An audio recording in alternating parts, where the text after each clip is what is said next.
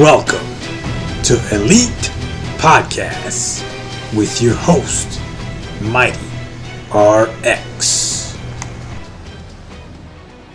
Hello, and welcome to Elite Podcasts. I'll be your host, Max Paul, owner of the Florida Storm. In Elite Podcasts, we'll be talking to the leaders of the SFL, the owners, the coaches, front office staff, broadcasters, etc., to hopefully introduce, inform, and give you unprecedented access. This off-season, we're going to focus on owners. This program will be running in the off-season as it's meant to tide us over until the regular season begins. This is a project I've been meaning to undertake for a while, and I'm hoping you enjoy the results. Enough of my rambling. Let's get to the good stuff. So thank y'all for joining us today on our maiden voyage on the Elite Podcast. We're in elite company as we speak right now. We have San Diego Mavericks owner, this way, right? This way. San Diego Mavericks owner, Optimus Cline in the house with us today. Optimus, share a few words with the people at home right now. What's going on, everybody? Hope everybody's doing well. Looking forward to our first rendition of the podcast. Next to Optimus Cline, we got Big Daddy, owner of the Carolina Skyhawks. We got James Cline, no relation to Optimus Cline. James, say hi to people at home. And how's it going? Even though I would consider Cody as one of the family, so that's good. Yeah, buddy. Y'all already know who I am. Y'all see my face, heard my voice everywhere. But I'm Max Paul, Mighty RX, owner of the Florida Storm. Next to me, though, is my most hated nemesis. Is Jeremy Vega, owner of the Denver Nightwings. Jeremy, how goes it? It's going good. Hello to everyone. Thanks for having me, Max. I'm excited to get to see everybody. I haven't talked to a few of these individuals in quite some time, so I'm just excited to be here. And lastly, but certainly not least, we have a man who has joined now Eric Barkley in the Lord of the Rings territory with 4 of his own. Baltimore Vultures co-owner Thomas Paterniti, better known as T-Pat. T-Pat, how you doing? Doing great. Despite my best efforts, I'm still not your most hated nemesis, but I'll have to keep working. No, yeah. It's just Jeremy and I have some history. It's all love though. It's just competition, kind of, it breeds excellence. That was saying that pressure either bust pipes or create diamonds. And when it comes to Jeremy and I have a lot of leaking. That's all I gotta say about that. But that's neither here nor there. Gentlemen, I want to thank y'all for y'all time. Before I forget, and for joining me in this venture and kind of letting people know who we are as owners in this league, kind of what you stand for, how you got involved, what do you do on the team you're on, and what made you kind of think or come up with, your logo, the concept, your team philosophy, kind of stuff like that. And, so we'll start to my this way. Yes, perfect. I got it right. We'll start to my far right and Optimus. I think it's left on the video, Mighty. Stop trying to confuse me. So Optimus, you and I go way back. But if you'd like to tell people at home, oh yeah, how'd you get involved in the league? Well, my first memory of the SFL was watching Kahlua take on Orlando. And I think the best player I remember is Zach Parker going up the middle, running a couple linebackers over, picking up 15 yards. And I mean, that play just kind of hooked me into the league. That was season 3, opening game, I believe. And I watched every single game from season 3 all the way through season 7 and said, you know what, I want to get involved and join the good old Slack. And then Eric Barkley and Andy Hamilton, where actually Andy was the first one that reached out to me. He was trying to get his own expansion team. I believe it was the Vancouver Stallions at the time. It was. Yep. He reached out to me first. Then Eric wanted a running back. And I don't know, they just didn't seem like the best fits for me. But then the old Max Paul messages me, it just felt right. So that was the start of my player journey. And then, here I am now, going into my third season as owner of the Mavericks, which you kind of, pushed me out the door trying to get me to be an owner. Just after one little conversation about it, you kind of championed me to that. So I have you to thank for that. But that's pretty much the story. I'm not a coach or anything. I got some guys that I trust to help lead the team, but I look at myself as a team builder. So that's the kind of owner that I am. Okay, you're a little more, you're not as hands-on, but you like to delegate certain duties, on the field duties, because I know off the field you're a monster. I could attest to it because you are a GM for several seasons, and during the run you held that thing down. For those that don't know, Yes, sir. Optimus is the first ever player that we signed when we first were awarded the Storm. So we're really tight. So Big Daddy, you've been around forever and a day. How'd you get in the league, brother? Tell the people at home how you got involved with the league. So I'm a former high school football coach, and we had in the summertime we have workouts, and I'd come home and I was filthy from practice, and I like to take baths. So I was searching simulation football games, and I'm a little worried where this is going. Harish is not here, so don't worry. Okay. But so I did a search on YouTube, and I come upon Cam calling a game, and I was like, I'd like to join this. So I sent him an email, and I just happened to get very fortunate in my timing, because the person that was running the Legends had resigned, and he was needing an owner. And I was one of the fortunate few to just pretty much get a team right away. And that first week, I reached out I don't remember what we was using. I don't think it was Slack yet, but it was something else. I think it might have still been on Facebook, because I remember. Yeah, it's I remember Facebook. Yeah. And I asked if anybody would be interested in being coaches, and Andy Hamilton and Shan Varner both reached back to me, and the three-headed monsters, but all three joined about the same week, and we went from there, and that's how I ended up there. I'm a whole lot like Optimus as far as I don't do a lot of coaching. However, I have coached. I've coached offense and defense for short periods of times until I got people trained. So I've had my hand in the playbooks. I know how they work. I'm just not as successful as the three guys to, this way or this way. There we go. There we go. And Optimus will be there soon, so no disrespect, but started season 6 and still here and love every minute of it. Made a lot of new friendships. Awesome. Sounds good. Mr. Vega, Money Hands. Tell the people at home how you got involved with the league. Oh, the old nickname, Money Hands. Oh man, I came across the league going down that YouTube rabbit hole. I know everyone knows what that is. You never know what you're gonna find going down that hole. Yeah, I came across the SFL. One of the very first videos I ended up watching was Lord Destro. If you don't know who Destro is, you're living under a rock. It was his. It was a video he made for the team that he won a championship with. Shout out to Richard L. Snowden, the greatest running back ever, in my opinion, in league history. I love J-Train, but Richard L. Snowden's the man. Richard L. Snowden was like that first football player that you end up seeing and you fall in love with and you're just a fan. That's how I've always felt about Richard Snowden. But yeah, came across the league. From there, I just kind of immediately knew that it was something I wanted to get involved with, and I definitely wanted to be an owner.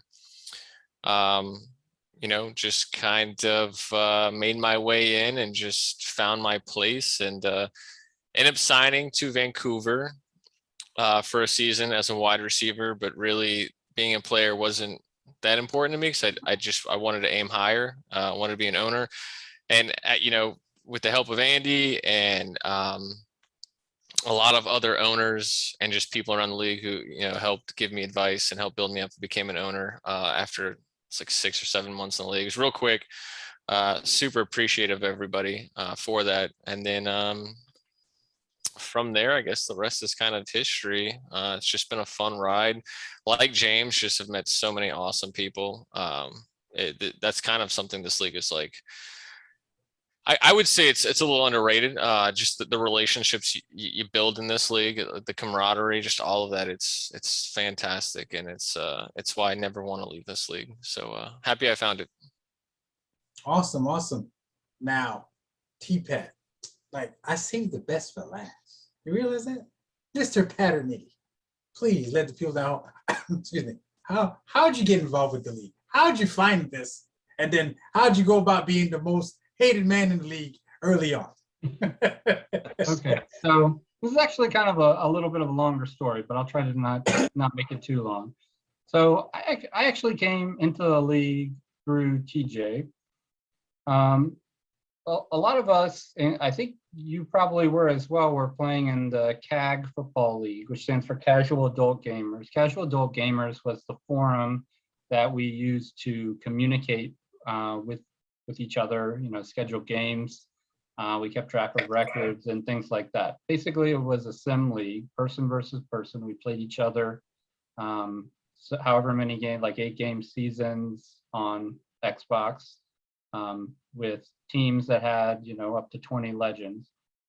So TJ had found this game, and at the time, there were 4 teams and probably about 10 people total involved in the league. And this is one of the reasons that TJ is a Hall of Famer, and I think a very underrated contributor to the league. Because at the time, with like 8 to 10 people involved in the league, oh, look who we have. It's like the meme of the cat looking down at us from above, but it's actually Jacob looking down at us from above here, I think. Yes. Anyway, at the time, TJ was like, well, we wanted to get more people involved in the league because we thought this was like a great product, a great activity. He was like, how are we going to do that? Because if we only have 4 teams and every team basically has one owner and maybe like one ancillary person, like what are we going to do to get people involved in the league? So he had this idea, what if I get our CAG league to get involved? And instead of having 10 or 11 generic players, what if I say, hey guys, why don't you join? Why don't you come along on this with me? We're going to name a player after 11 of you, whoever wants to do it. And I want you to show up and watch your games and root on the player that's named after you. And that's really where user players came from. I did not make a team. I did not make a player at that time, but I was interested in coaching because I thought it was a very interesting idea.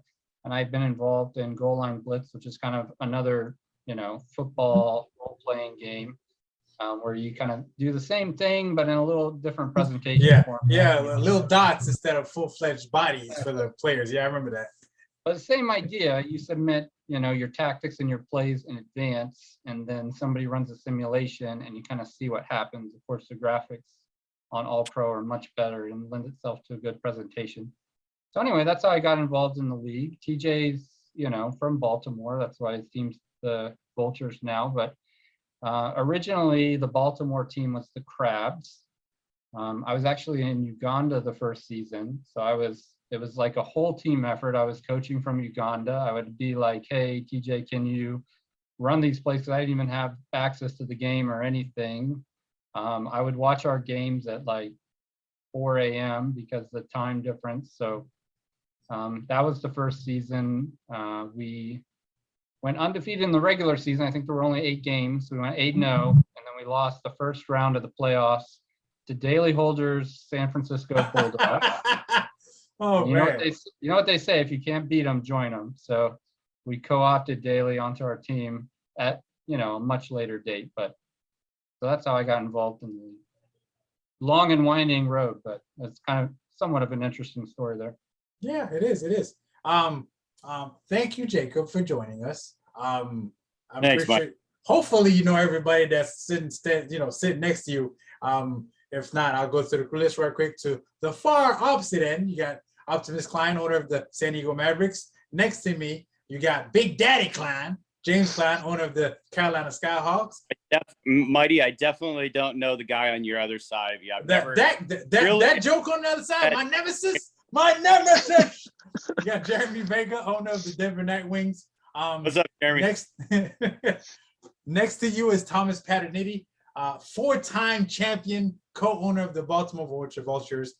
Jacob, since you're here and the last one in, we're going over our introductions as to how we first got kind of like made aware of the league and our first how you first entered. Yeah, not a problem. A buddy of mine and I, Chuck Hook, we were at a bar indulging in some frosty beverages, and they actually had a simulation football game rerun, I guess it was, at 11:30 at night. And we were both looking at it kind of, you know, fuzzy-eyed and like, what is this? I'm like, let's take a picture because I'm sure not going to remember it. He's not going to remember it. So we took a picture of it and then we did our own due diligence and found the Discord and was wondering what we stumbled upon and just embrace the full community, you know? Yeah. So on that same topic, you all right? Oh, I can see you. Let there be light. Light. On that same topic, so now you've been made aware of the league, you've caught it, and so how did you and Jeremy link up? Man, Jeremy, I owe so much to the man next to you, truly. Sorry, I'm trying to get my phone set and the dog is gonna start barking and all that other happy fun stuff. Yeah, rookie owner, I guess. Anyway. You know, I was throwing up some Sims because I had the Xbox. I got the game before even knowing anything about it because I liked what I saw. Mm-hmm. And I was just throwing up, say, hey, man, I'm doing this, I'm doing that. There were some people that were calling me a name of somebody that was already in the league that kind of did the same thing and said that I wouldn't be in this league a year or a season. And I'm like, you know what? I'm going to prove everyone wrong and do what I need to do. Jeremy Vega, you know, reached out to me and the rest is history. Okay, that's what's up. And since that day, you've been proving the haters wrong. I love that. I love that motivation. I love that fuel.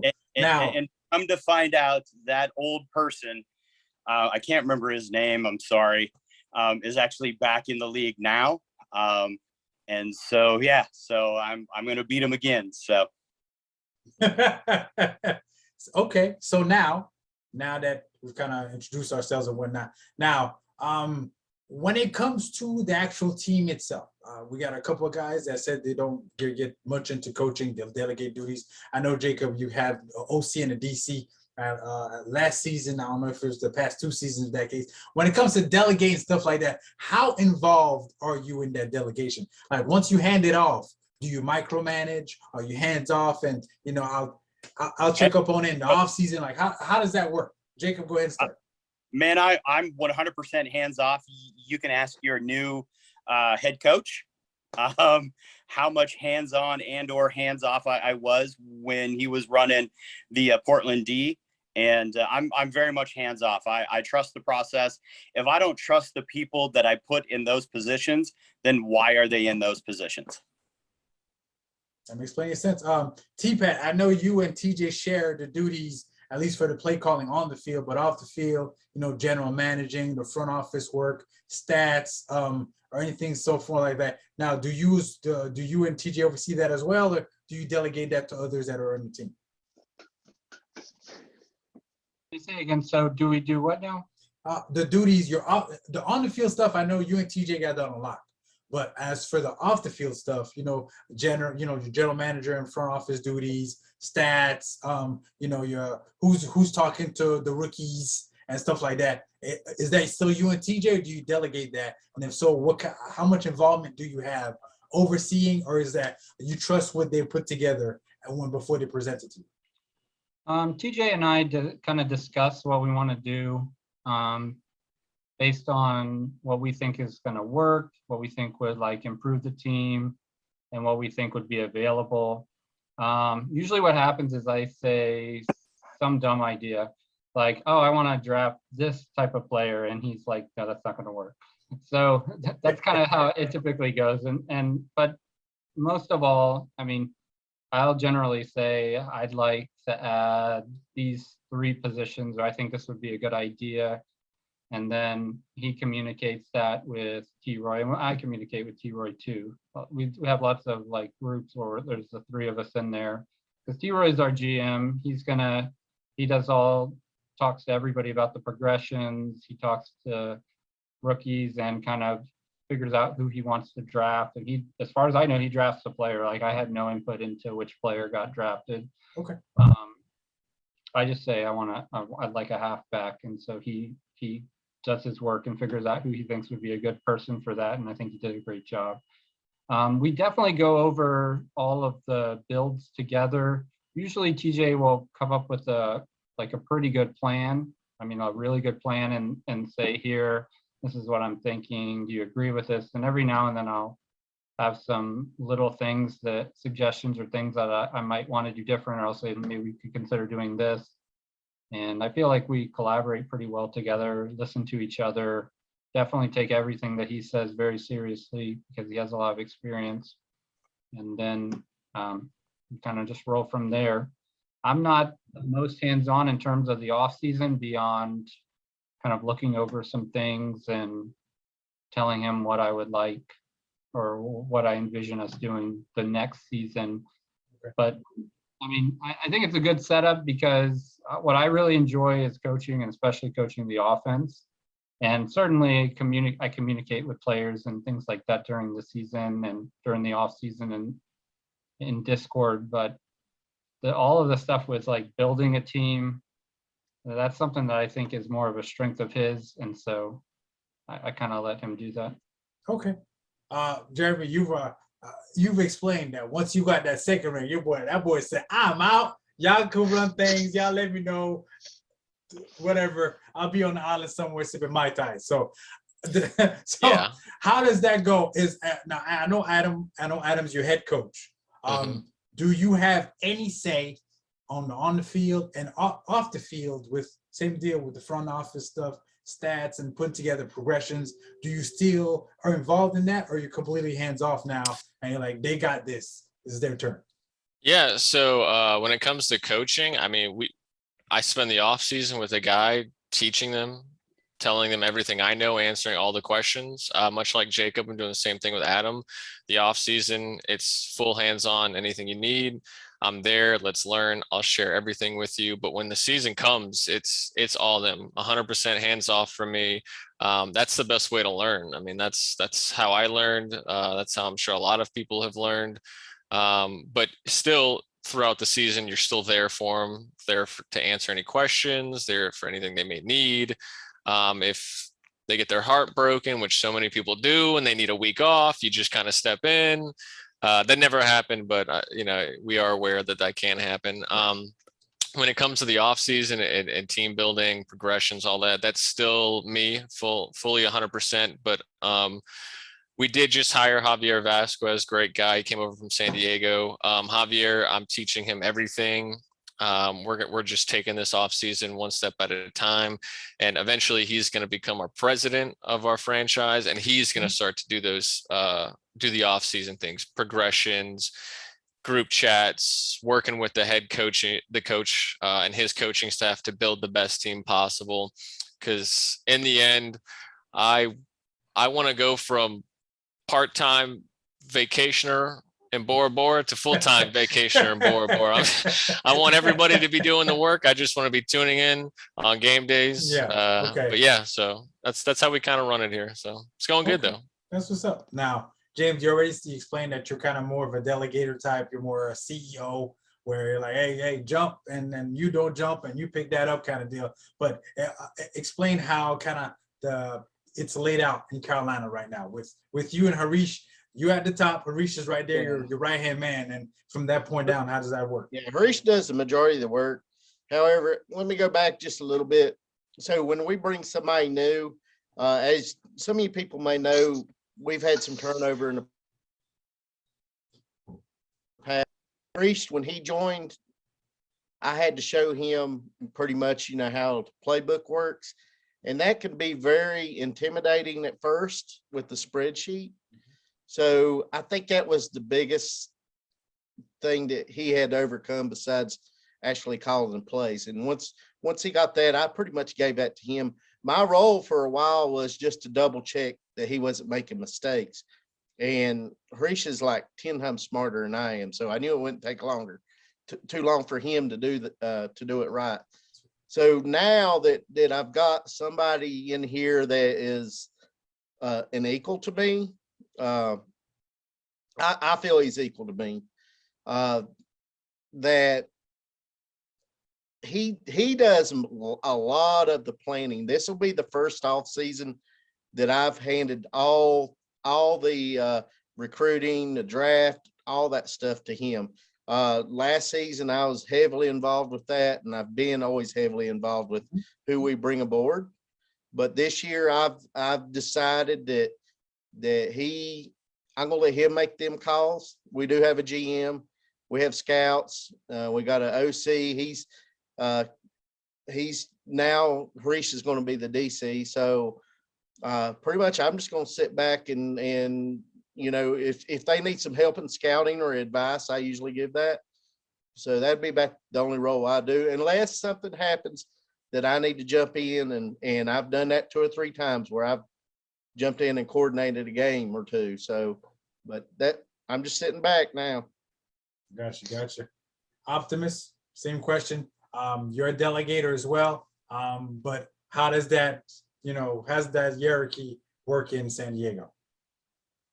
Well, we got me at the top, of course. Right below me is Liam Hammer, my best friend, my right-hand man. And when is this going to be posted anyway, this broadcast? I'm probably going to edit it, slap an intro, outro to it, and hopefully have it up by the weekend at the latest on Monday. I'm going to try to have a weekly episodes, if not bi-weekly episodes, until the season starts, and then I'll have to wait till the next season to talk to more owners. So, all right. Well, there's going to be a big announcement tomorrow, as Liam Hammer is going to be announced as co-owner of the San Diego Mavericks. Congrats to Liam, So, big time. Congrats to Liam. Buddy.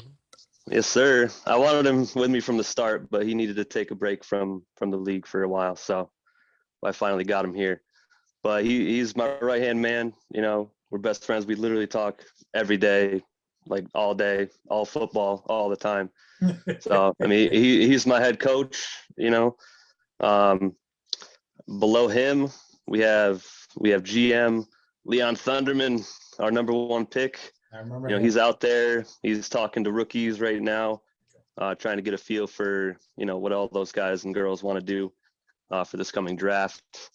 We got Zach Huldorf, who's our director of player personnel, which is a very important position for my team, as Mighty knows, with Mr. Davidson.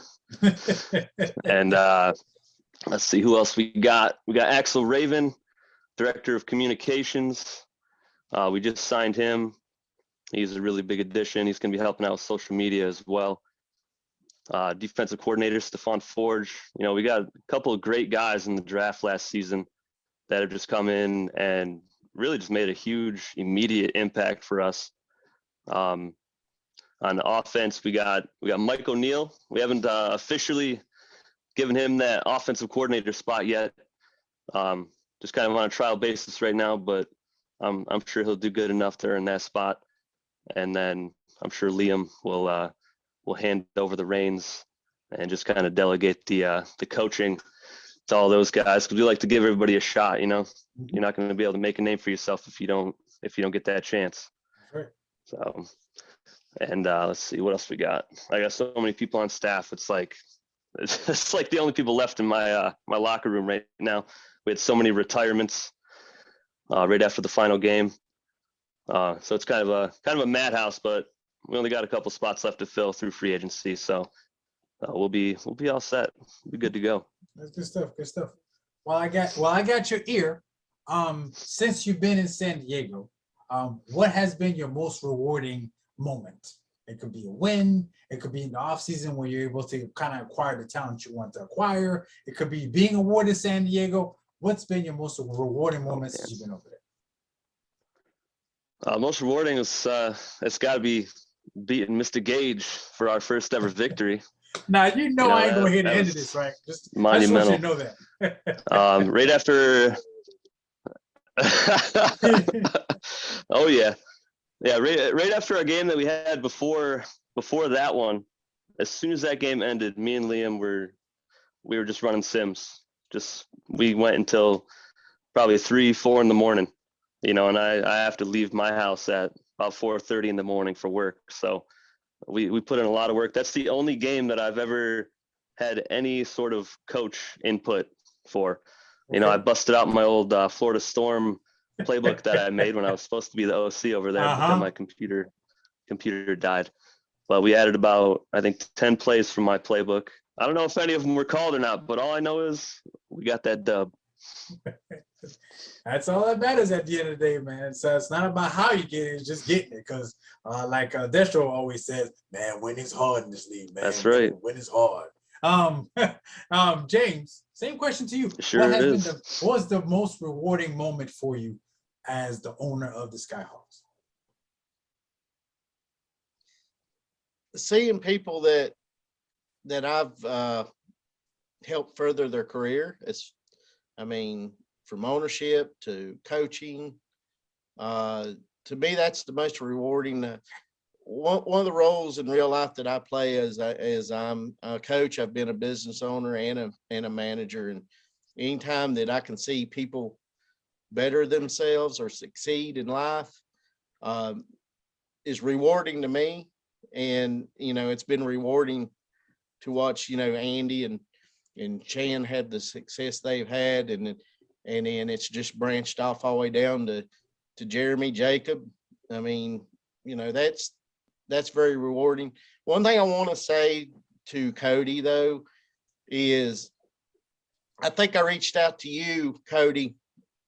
It may be early in the season or something like that, and the progress you've had with that team reminds me of myself a lot, and I think you're doing the right things there, and I see you being very successful once you get established. So keep your head up. You got a good thing going. Appreciate that. Mm-hmm. That's what's up. I love the love in the room, and that's what my nemesis, Jeremy. Most rewarding aspect or moment for you since you've been in Denver. Quick little shout out. I just want to touch on what Cody said. If you know Eddie, shout out to Eddie Gage. He called me 2 days before the game with the Mavericks, and he's like, "Man, I've never been so stressed. I can't lose to a team that's never won a game." And I'm driving home from work so casual. I'm like, "Eddie, man, you got this." I'm like, "There's no way you're gonna lose that game." I'm like, "Come on, man, you'll be good." And then the weekend comes and he loses, and the Mavericks get their first win. It was so great. But yeah, shout out to Eddie. Eddie Gage is a great person. Oh man, there's been so many rewarding moments. From becoming an owner, getting rewarded your own team, to using your first ever franchise draft pick to draft your best friend in the entire world, Jared McChesney, J-Train, to just seeing your players that you drafted just have these unbelievable Hall of Fame careers, like Kramer Jackman, shout out to Kramer, winning championships, making championship games. It's all just, it's all of it is really great. But if I had to go one, it would maybe beating old Florida Storm there in the championship, and what might be one of the greatest games in SFL history. One of two. Yeah. So I'm gonna bounce off of what you just said. I believe Ramos Destro, don't come for me. I believe that our games, the ones that we've played in championship games, were 1 and 2. Season 12 and season 15. 15 or 16? 16. Season 12 and season 16 are the two best championship games. Just 12 to me goes down. Okay, yeah, we won, but it's not why.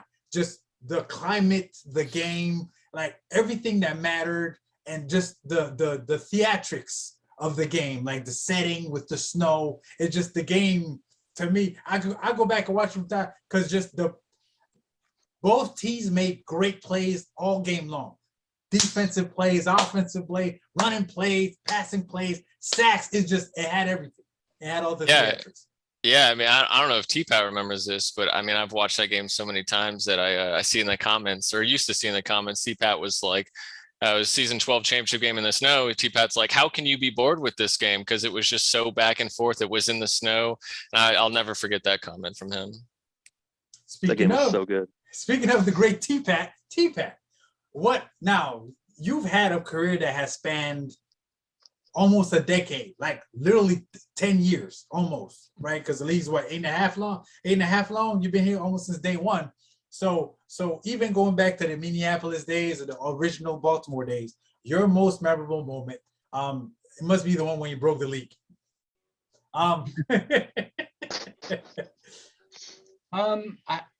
Honestly, I think it was beating Louisville for the Mahler second championship. That was a game where we got literally blown out in our first meeting. And Louisville, I don't know if some of you guys remember, was a team that basically blew out everybody. They were a cheat code. They felt like a undefeated, cheat code. right? Well, no. They had I believe they played 3 seasons, and in those 3 seasons they lost 3 games total. Yeah, They were nasty. They were ridiculous. We were like 7-5 or something like that, and we gotten blown out by them the first time. But I mean, probably there was a little bit of luck involved. But one thing I will say, they didn't really change up their playbook a lot week to week, and I was able to find some defensive plays that were pretty good counters for things that I knew they were going to do. And I think that made a huge difference. We got a lot of interceptions off of a certain play. So I think my most gratifying moment, though, was helping Baltimore finally win its first championship. But really, I didn't do much of anything. I mean, TJ was the coach. He coached the offense. He coached the defense. That was the season after the first SFL championship. I gave him like a couple of plays that I thought might work, but I mean, he did that all by himself. So I was just kind of along for the ride on that season. I was an owner, but I wasn't coaching at the time. Okay. Yeah, because Baltimore for a long time, like they'd have like ridiculously awesome regular seasons, and it's almost like they were snake bitten come playoff time because the weirdest things would occur for them to lose. So big ups to Baltimore being able to turn that around and winning 2 of the last 3, right? Yeah, there you go. And Jacob, for you, what has been the most rewarding moment as owner of the Portland Fleet? There's a few. I will say one of them is thank you to everyone in this room, besides the Optimus at least, that granted me ownership for only being in the league for about 7 months or 7 weeks in the league. So I want to say thank you if I haven't, and I'm sure I have, for that. That for me was a huge moment for me. And thank you for Jeremy for helping me with that and telling me, hey man, if you want to do it, go for it. The second one was actually this season. It was going into my old house. Granted, it wasn't the same team the past 2 seasons that beat me by a field goal. And that was beating JV, in his house where he is very, very dominant there at that particular stadium. So those 2 are probably probably my top two. That's what's up. Now, I'm gonna go somewhere there. I don't think the clients will be able to jump in like that. Maybe they might. Okay. My first coaching gig, the first game, was against the cheat code that T-Pat was just referring to, that he was able to escape in that championship, that season 7 championship game. I'm defensive coordinator for the Baltimore Crabs. Opening game, season 7. Oh, you got to stop that offense. What? Huh? And to this day, I think they dropped 41 on us. 41. Like, I've been running the Storm for 10 seasons. We've allowed 40 twice, 3 times. We've allowed 43 times in 10 seasons. Louisville dropped 41 on us opening game. Going into the game, I couldn't sleep. And after the game, I couldn't sleep. Because like, oh my God, why did I put 3 strong in there? You know what I'm saying? Why did I have 2 soft in there? Just because they were dotting us with corner routes the entire game. So what I mean by that, what is the one game or the game that was maybe, I won't say like beyond daunting, but a game that kind of prepping for it kept you up, and it's still you didn't have the ammunition necessary to come out victorious? Jeremy, you go ahead first. Oh gosh. I don't know how you and T-Pack can answer. I mean, I only coached 5 seasons and I can't come up with an answer. You guys have, I think, double that. That's, I mean, shout out to you guys' ability to just look back on those games. Probably why you guys are 2 of the greatest. Shoot. I don't know if I can pinpoint a certain game. I will say, I don't know what it is, but Eddie Gage and the Scorpion, it's just like a full week of nothing but headaches. I mean, I remember every time we had to play him, I'd hit Thursday and I'd throw my hands up and be like, we're going to lose this game. I don't know what else I can do. And then, thankfully the players make plays and we win. I do remember season 15 semifinals against Baltimore. I just remember going, I don't remember much of the Sims because there was just a whole nother story about that. But I remember thinking after we beat Florida and just watching them, I don't remember who they beat, but knowing that I had to go up against them in the semifinals, I just remember thinking like, that's going to be the hardest game ever. I mean, Baltimore's Baltimore, T-Pat, TJ. So yeah, I don't know if I can pin it down to a game, but I know teams like Florida, Arizona, and Baltimore. Shout out to old Zach Sandlin for Seattle. I remember that championship game. Oh my gosh, Zach! How do you stop that guy? But yeah, those teams have always just been just big thorns because the amazing coaches behind them. You gotta make them retire. That's the only way. That's just like the J train. That's the only way you can stop it. You gotta let them retire. Yeah. James, have you had or encountered anything like that where you got a big game coming or a big time opponent where you did all the homework, you see what they bring, and it's like, how are we beating that? Well, Jacksonville / Tallahassee's is one that's just been like a thorn in our side since I've been in the league. But I'll tell you the biggest thing that really bothered me the most, and I can't remember if it's season 6 or 7, but it was San Jose, which is Mexico City now, and they beat us with a bomb from the Hall of Famer, Matt. The Bronze Bomber. The Bronze Bomber. Yep, and he beat us in the last second of a game, and that one, I didn't get much sleep that night from that. But them 2 teams, and then of course our rivalry with Baltimore, we're always pumped up for that one as well. T-Pat, same question to you. Either an opponent that kept you up at night, kind of leading it to game week, and then not having the ammunition necessary to kind of overcome it.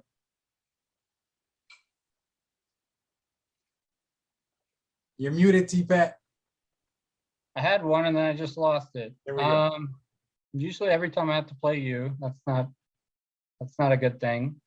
Playing those Denver teams That's always a struggle. And James, I feel like the Skyhawks always play us really tough. Our sims don't usually go all that well against you, so it's kind of you put in the best that you can, and then you just kind of hope you get a good sim on the day of, but never really feel great going into those games. Thank you. Cody, you got anything? Mr. Optimus Cline, any, you know what I'm saying, opponents that during game week your coaches might have told you, Optimus, it ain't looking too hot for us this week.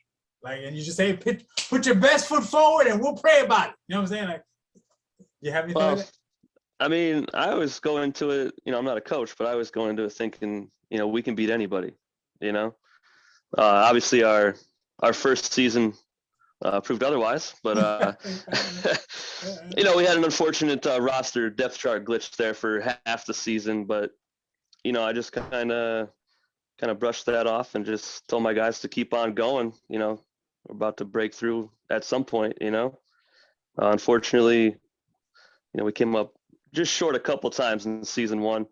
Almost beat Denver, and I believe it was Vancouver we got pretty close to, but I mean, those two games kind of stuck out to me in season one because I just, we were just so close, but not really being part of the whole game planning.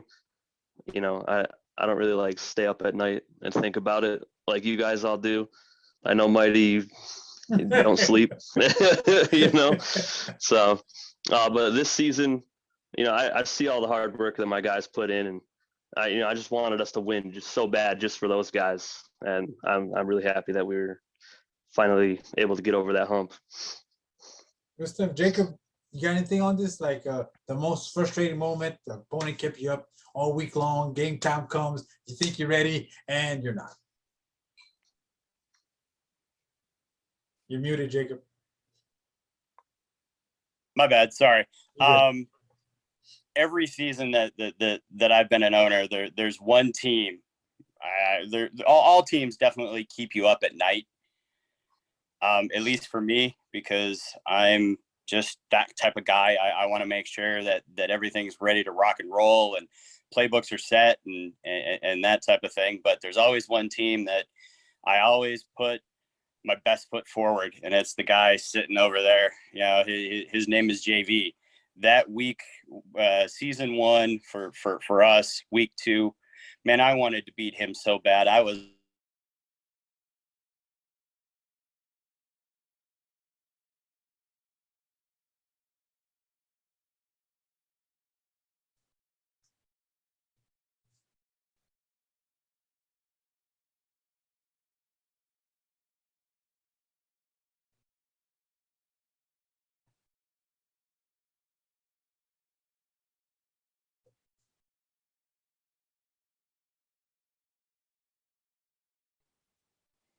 Oh man, we were just about to start talking about you, Mighty.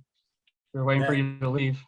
Apparently, that was interesting. I'll just put it like that. I was about Let's see if I can move to reveal all your secrets, Whoa! I shuffled it up. I got secrets. All right, now we're all in different spots. What are we doing here? We got secrets. I didn't know we had secrets. Give me a sec. No secrets. Man, every owner has its own secrets. I guess that's what happens when you don't pay the Comcast bill. You're gonna get kicked from time to time. Come on, Mighty, get it together. Apparently, I got to tighten up. So I don't know if we recorded anything that Jacob said. It sounded like it did. It sounded like it said the recording ended right as he finished talking about how much he hates Denver. Okay. Yeah. Oh. I don't think that's what he said, Jeremy. Oh man. But okay. Find me a blackbird somewhere around here.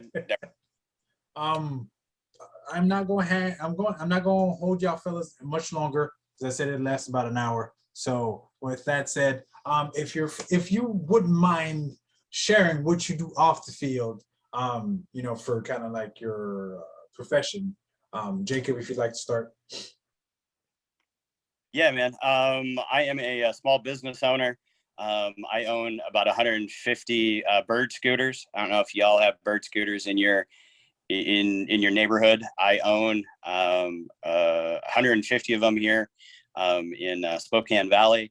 I also own an antique mall, also a engineer for a health and rehabilitation center, and just found out that I'm type 2 diabetic. So something's got to change somewhere. So that's what I do. You sound like a busy man. Hey, that's what's going on there. Man, that I do, and that's why I trust the people that I need to put them in the right positions. Okay, fair enough. Now, T-Pat, I know you're kind of you're some kind of an astronaut, biochemist, physical engineer. T-Pat, what do you do for a living? I'm an OBGYN resident physician. Okay. So right now I'm doing an away rotation, doing a lot, mostly GYN surgery and delivering babies. But yeah, I'm an OBGYN. Okay, cool. Denver. Funny, Denver. It's funny. Your name is Denver. Denver Nightwings all over the place. Jeremy, if True. you'd like to tell the people at home, what do you do for a living? I own a sports franchise. Yeah. I do data entry for an offshore company full time, and then when I'm not doing that, I'm just trying to find happiness in life and just enjoy my free time. Okay, so sounds good. Big Daddy, tell the people at home what you do. First of all, don't feel bad, Jacob. I'm type 2 as well. If you need any advice, hook me up. Most definitely. I'm a special education teacher. And right now I'm not coaching. I've coached in the past, but I've took a break from coaching because we have a lack of nurses because of what's going on with COVID. And I've decided to cut out on my coaching to help my wife at home. So that's where I'm at right now. But I teach special ed. I have kids with very low IQs and disabilities. And so at times it's challenging, but it's very rewarding.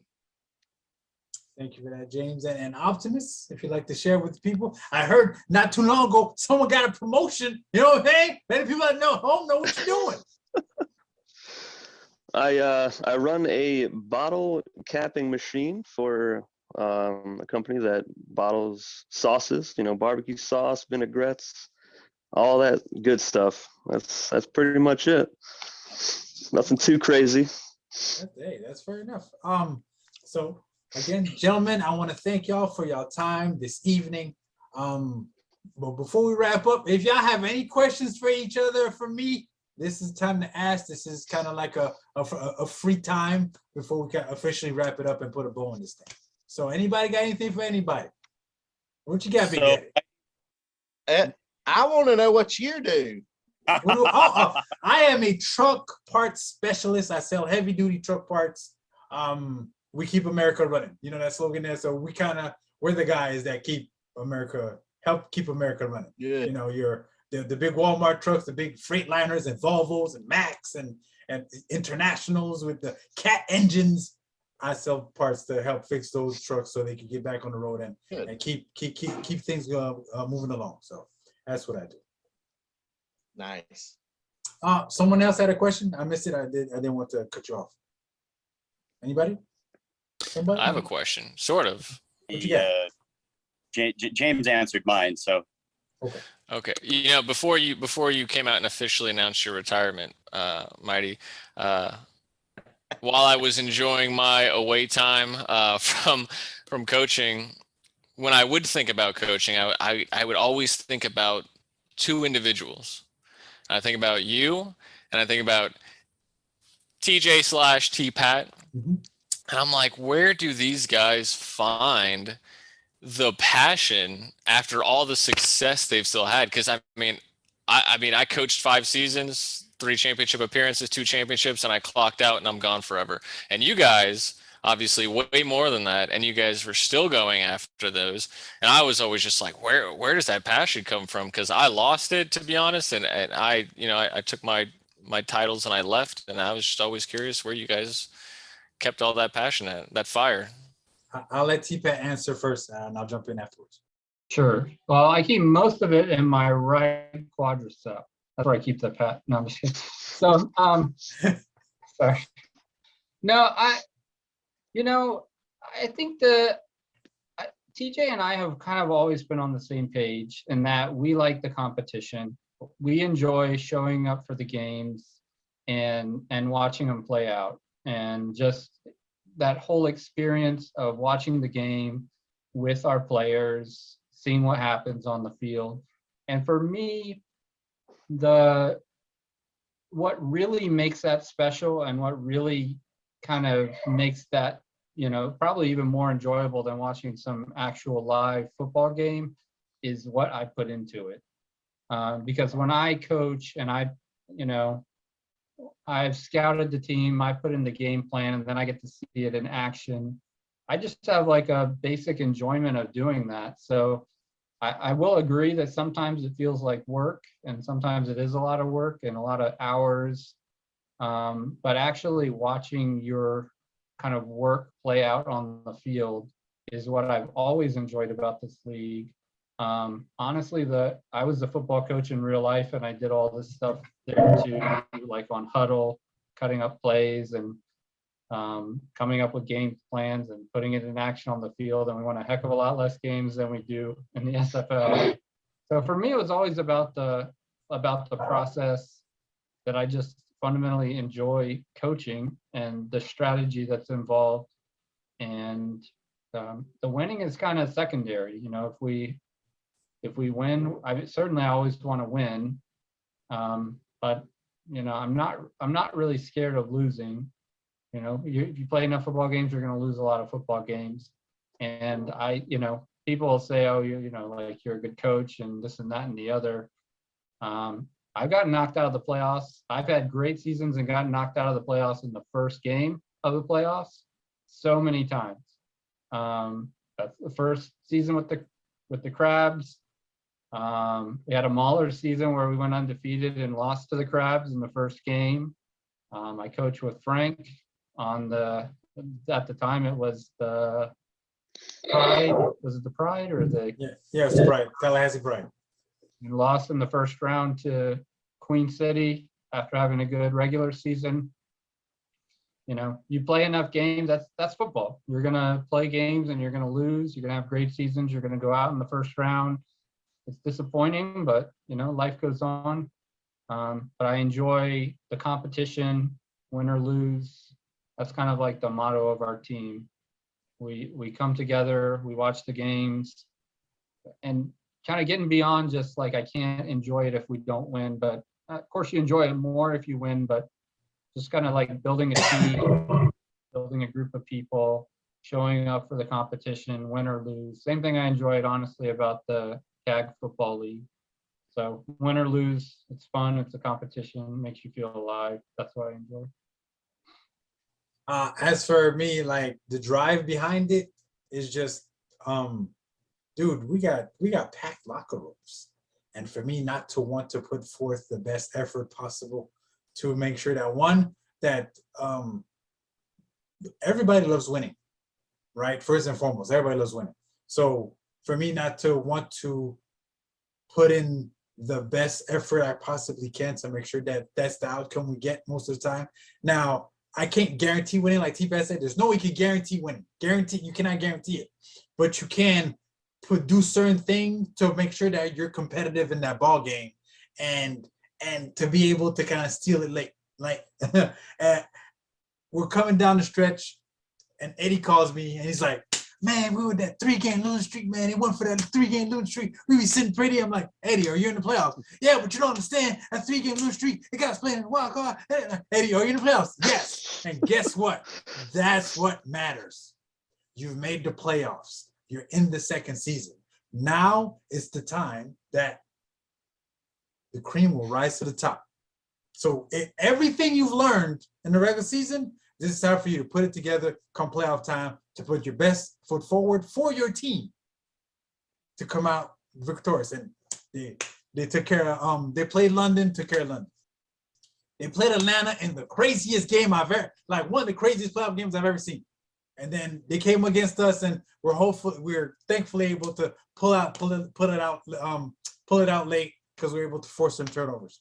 But what I'm trying to say is that's all you could do as a coach is to just find out what your players are good at, find out what your players can't do,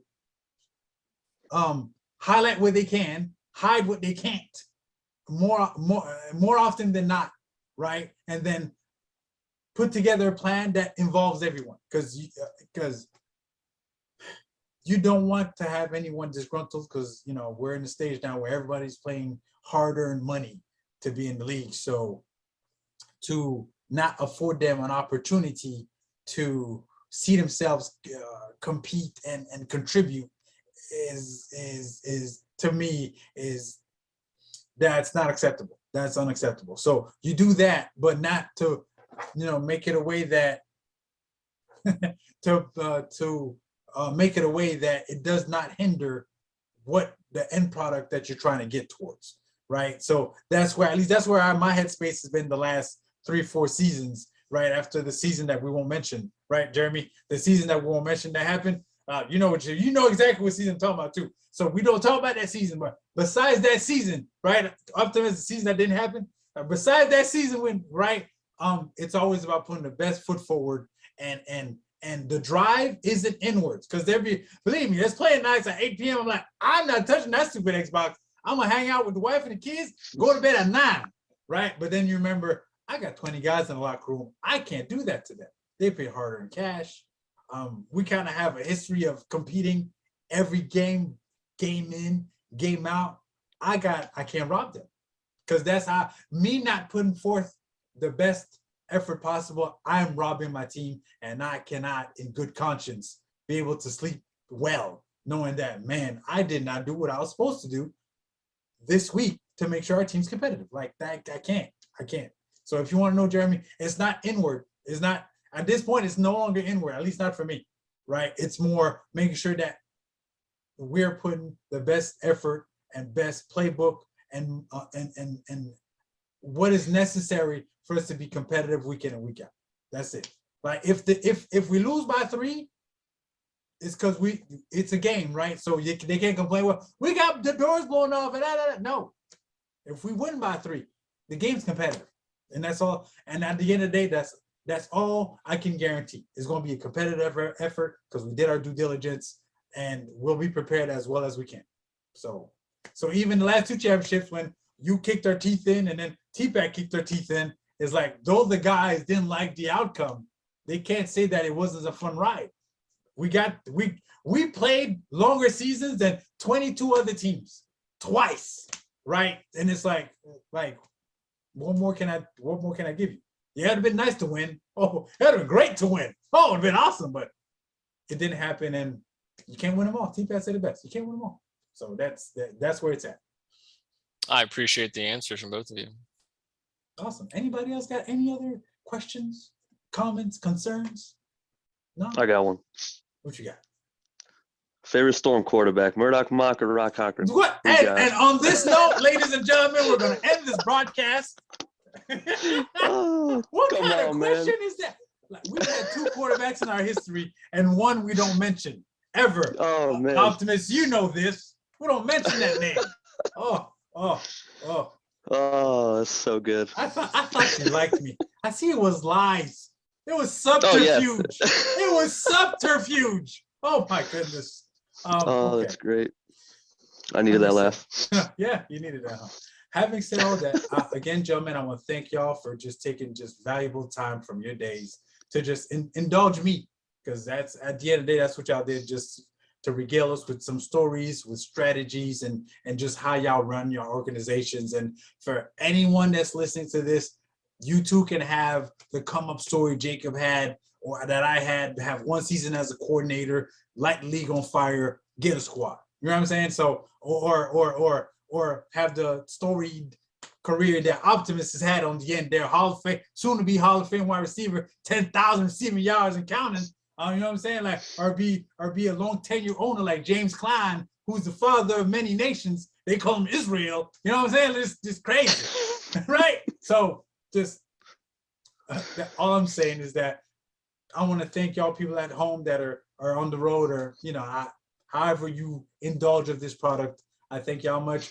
Let me know in the Discord if there's any owners that you'd like to hear from and questions you'd like me to pose. I would gladly, find them and create some time to pin them down and do exactly that. But for Max Paul, for James Cline, for Optimus Cline, for my rival, Jeremy Vega, for the one and only T-Pat, great, Lord of the Rings, join Eric Barkley.